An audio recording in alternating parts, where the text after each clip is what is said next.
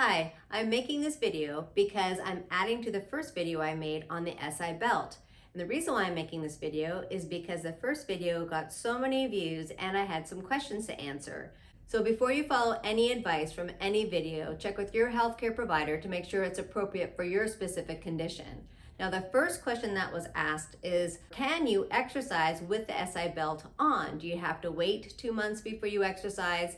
And the general answer is the first 2 weeks are the most critical when wearing an SI belt because that's when your SI joints are still very loose. You're just now laying down fibers. But after a couple weeks, you should have enough fibers to help stabilize the SI belt. The problem is they're still very young fibers and easily broken. And that's why we generally advise you to do a full 2 months with the SI belt to make sure that you have enough time to make strong enough fibers to really hold yourself together, because the SI belts are weight-bearing joints, and again, there's no muscle designed to help stabilize them. So if you move aberrantly and really put a strain on those SI joints, that might break all over again and you start from square one. After the first 2 months of wearing the SI belt, you should be more stable in the SI joints. But with that said, it's still advisable to wear the SI belt whenever you do activities, and this includes household activities like vacuuming and sweeping and cleaning, because those put a lot of torsion on your pelvis, and you want to really make sure you don't undo all the work you did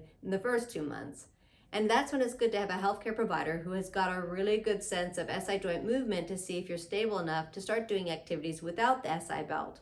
But the body never lies. If it starts hurting in the SI joint doing an activity, guess what? You're probably straining the SI joint again. So cinch up that SI belt. Another question that was asked is if the SI joints are hurting, or even if your hips are hurting with wearing the SI belt, is it because you're wearing the belt too tight, or is it because of the dysfunction in the SI joints? The answer is it depends. Again, it's really important to have a healthcare provider that can help you determine if you're wearing the belt properly. But if you are wearing the belt properly and you're still getting pain in your hips from wearing the belt, my general advice is to lay down. That way you don't have pressure on your SI joints. Loosen the belt to allow the blood to flow and the lymph to drain. And once it starts feeling better, then cinch the belt back up to get up and do your activities of daily living. And again, muscles don't like to be under pressure, so it makes sense that these structures will be irritated by the belt at times. But again, just lay down, loosen the belt, and over time, your body will get used to wearing the belt. And in fact, you should get to a point within a week or two where you realize how much the belt is really helping, and you'll prefer wearing the belt than not wearing the belt.